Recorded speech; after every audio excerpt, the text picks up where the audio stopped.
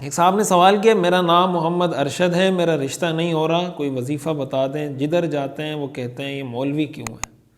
یہ تو عجیب بات ہے بھائی۔ قرآن کریم میں اللہ تعالیٰ نے حضرت موسیٰ علیہ السلام کا جو نکاح ہوا تھا نا، اس کا پورا وہ ذکر کیا ہے، مراحل۔ حضرت موسیٰ علیہ السلام جب مصر سے فرار ہو کر مدین آئے تو کوئی آپ کا جان پہچان والا کوئی نہیں تھا، بالکل ایک پردیسی تھے آپ۔ تو آپ نے یہ دعا کی تھی نا، رب انی لما انزلت الی من خیر فقیر، کہ اللہ آپ کی خیر کا میں محتاج ہوں۔ یہ وہ دعا تھی جب حضرت موسیٰ علیہ السلام نے یہ دعا پڑھی تو فجاءت احداہما تمشی، وہ جو قرآن کریم میں آتا ہے نا کہ حضرت شعیب علیہ السلام کی بیٹیاں آئیں، پھر آپ نے ان کی ہیلپ کی، پھر وہ آئی اور انہوں نے حضرت شعیب علیہ السلام نے آپ کو ہائر کر لیا، پھر اپنی بیٹی کا نکاح کروا دیا۔ تو یہ دعا پڑھنے کے بعد حضرت موسیٰ علیہ السلام کی شادی بھی ہو گئی، ان کو مال دولت یہ ساری چیزیں بھی ملی اور آپ کو نبوت بھی مل گئی۔ تو یہی دعا آپ بھی پڑھیں، رب انی لما انزلت الی من خیر فقیر۔ اور یہ جو آپ نے فرمایا کہ وہ کہتے ہیں مولوی کیوں ہیں، تو بھائی یہ بہت ساری ماڈرن لڑکیوں کے مسائل ہیں، اور جب ان ماڈرن لڑکیوں کو ان جیسا کوئی ماڈرن شوہر ملتا ہے اور وہ پھر رات کو دوسری لڑکیوں سے باتیں کرتا ہے، رات کو 3 4 بجے تک گھر کے باہر بیٹھ کے شراب پی رہا ہوتا ہے، چرس پی رہا ہوتا ہے، لڑکیوں کے ساتھ باتیں کر رہا ہوتا ہے، ڈیٹیں مار رہا ہوتا ہے لڑکیوں کے ساتھ، تو پھر یہی ماڈرن لڑکیاں مفتیان کرام کو فون کر کے کہتی ہیں کہ کوئی دعا، کوئی وظیفہ، کوئی ذکر بتا دیں کہ میرا شوہر نیک ہو جائے۔ وہ اس کی اور لڑکیوں میں تو اس کا انٹرسٹ ہے، میرے میں وہ کوئی انٹرسٹ نہیں لیتا، میں اس کو سمجھاتی رہتی ہوں۔ تو پھر ہم ان کو یہی کہتے ہیں بھائی کہ جب مولوی صاحب کا رشتہ آ رہا تھا تب تو آپ نے ریجیکٹ کر دیا تھا، مولوی صاحب ہوتا کم از کم یہ حرکت، یعنی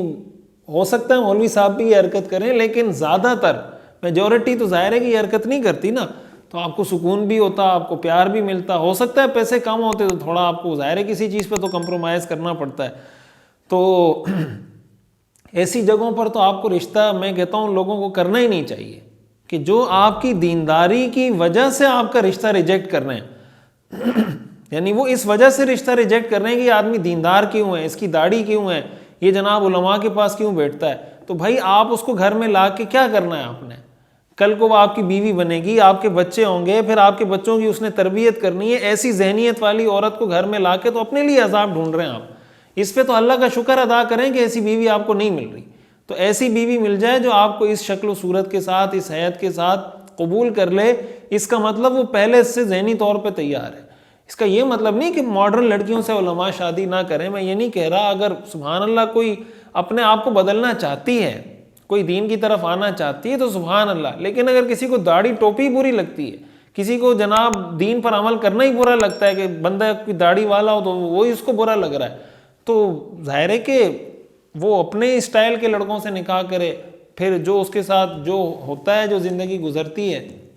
وہ اپنے لائف اسٹائل کے مطابق زندگی گزارے، تو اس سے پریشان ہونے والی اس میں کوئی بات نہیں ہے۔ اور اس میں اہم بات یہ بھی ہے کہ اللہ تعالیٰ سے دعا بھی کریں کہ اللہ میرے لیے خیر مقدر فرما، میرے لیے خیر کا فیصلہ فرما، اور یہ جو میں نے آپ کو دعا بتائی اس کا بھی کثرت کے ساتھ ورد کریں۔ قاسم سعودی عرب جدہ سے سوال کرتے ہیں، السلام علیکم مفتی صاحب۔ وعلیکم السلام ورحمۃ اللہ۔ میں کمپنی میں ملازمت کرتا ہوں، ہماری کمپنی میں ایک مسجد ہے، جب جماعت ختم ہو جاتی ہے تو کوئی دوسرا ایک آ کر اونچی آواز میں نماز پڑھنے لگ جاتا ہے، پھر کوئی دوسرا آ کر اس کے پیچھے کھڑا ہو جاتا ہے، اس طرح کرنا ٹھیک ہے؟ نماز ہو جائے گی جو پڑھ رہے ہیں؟ دیکھیں، ایک بات تو یہ ہے کہ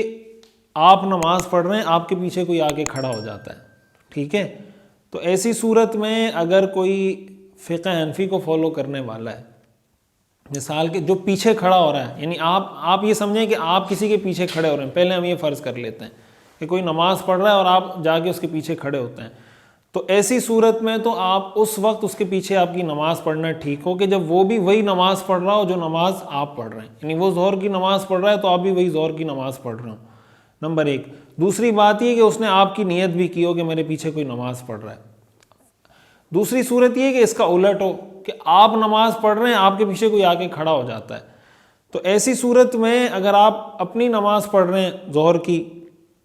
پیچھے کوئی آگے کھڑا ہو جاتا ہے، تو آپ اس وقت بھی نیت کر سکتے ہیں کہ میرے پیچھے جو بندہ ہے میں اس کی بھی نیت کر رہا ہوں، یعنی نماز آپ کی چل رہی ہے، نماز کے دوران ہی نیت کر لیں، یا چونکہ سعودی عرب میں یہ معمول ہے آپ نماز شروع کرنے سے پہلے یہ نیت کر لیں کہ بھائی درمیان میں اگر کوئی آ رہا ہے تو میں اس کی بھی نیت کر لیتا ہوں۔ بعض اوقات یہ ہوتا ہے کہ آپ نفل پڑھ رہے ہوتے ہیں یا سنتیں پڑھ رہے ہوتے ہیں، کوئی آ کے آپ کے پیچھے کھڑا ہو جاتا ہے، تو فقہ حنفی کے مطابق فرض نماز پڑھنے والے کی اقتداء نفل پڑھنے والے کے پیچھے نہیں ہوتی، سنت پڑھنے والے کے پیچھے نہیں ہوتی، لیکن دیگر بعض فقہا اس کی اجازت دیتے ہیں، تو وہ جو آ کے آپ کے پیچھے نماز پڑھ رہے ہوتے ہیں ان کے مطابق سنت پڑھنے والے کے پیچھے بھی فرض ادا ہو جاتی ہے۔ یعنی مثال کے طور پر آپ ظہر کی 4 سنتیں پڑھ رہے ہیں، وہ فرض کی نیت سے آپ کے پیچھے کھڑا ہو، ان کے مطابق ان کی نماز ہو جاتی ہے، تو ان کی نماز ہو جاتی ہے، لیکن اگر آپ کسی کے پیچھے کھڑے ہوں گے اور آگے والا سنتیں پڑھ رہا ہوگا تو آپ کی نماز نہیں ہوگی۔ یہ اس کی تفصیل ہے، تو اس کو سامنے رکھنا چاہیے۔